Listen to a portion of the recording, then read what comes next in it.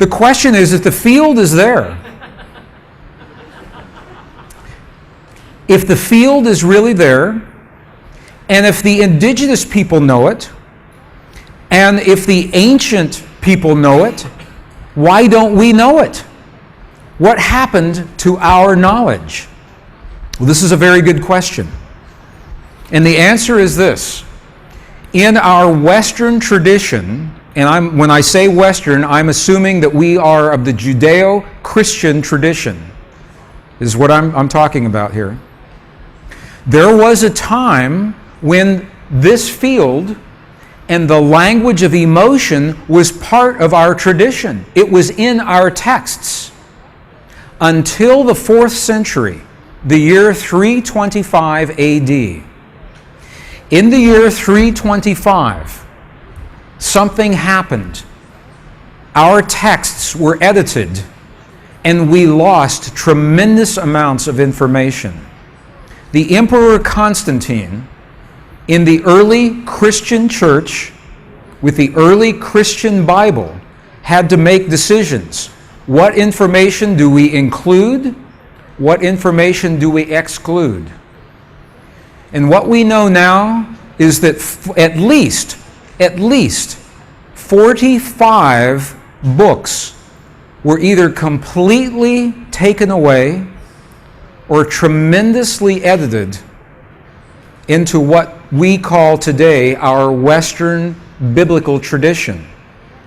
And when those edits were made, we lost the information that tells us everything is connected. We lost the information that tells us the language that speaks to this field. We know the information was lost because we are now recovering the information in the Dead Sea Scrolls, in the Nag Hammadi Library, in the Coptic texts.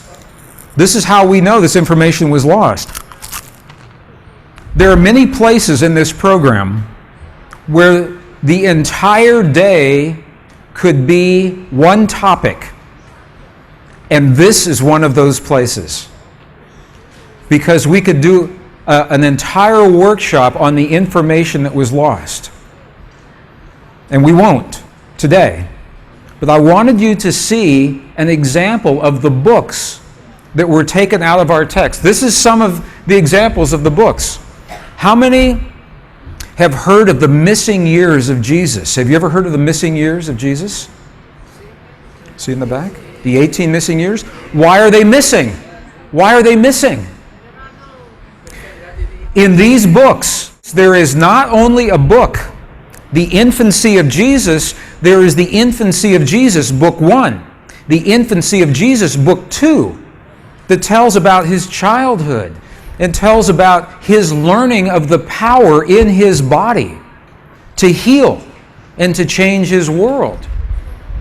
Why don't we see more women in the Bible? Ladies, have you wondered why there are not more women who have written in the Bible? Do you wonder that?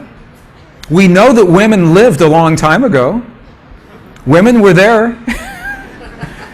That's a promise, I guarantee. One of the reasons is because when the women would write, the male-dominated church would take those books out. There's a very powerful book that was written by a Gnostic woman. And even the title of the book is so powerful. Listen to the title. The title of the book is called Thunder, Perfect Mind. Thunder, Perfect Mind. Isn't that a powerful title? It was written by a Gnostic woman. And she asked the question. In her writings, she said, "Within me is a reflection of all possibilities." She said, "I am the rich one, I am the poor one." She said, "I am a virgin, and I am a whore." She said, "I am the son of your mother and the daughter of your father. And I am all possibilities that you can ever imagine. I represent everything that lives within you. Why do you fear me? Why do you stone me to death at your city gates?"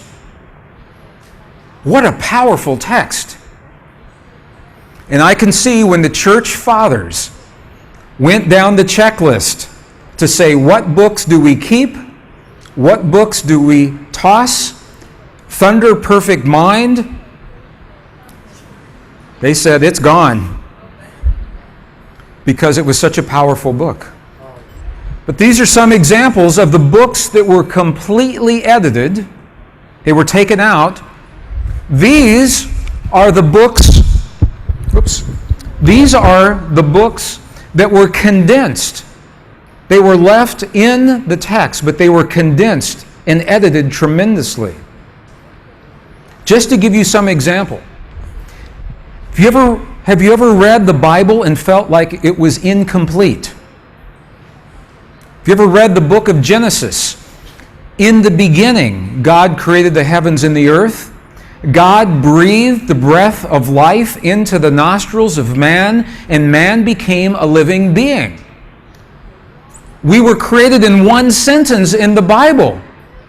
Where's the rest of the information? How were we created? When you go to any other spiritual tradition, there is paragraph after paragraph, column after column, page after page, talking about the creation of your soul and your body and my body and how it happened and who is responsible. But in our Bible, we have one sentence and everything else is gone because it was edited.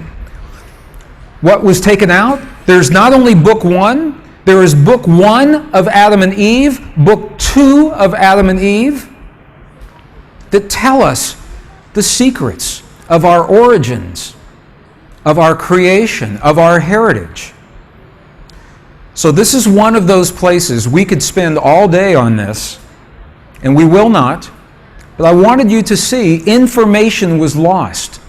When our texts were edited, information was lost from our tradition that was not lost from other traditions. And this is why it makes sense. This is why it makes sense to go to Tibet in the monasteries, to the mountains of Bolivia and Peru, Nepal, India, Italy, the desert Southwest, because there are records in those places that fill in the missing pieces, that complete the information. We found them in the Dead Sea Scrolls, in the Nag Hammadi Library. There are the Gnostic texts, the Coptic texts, the Essene texts.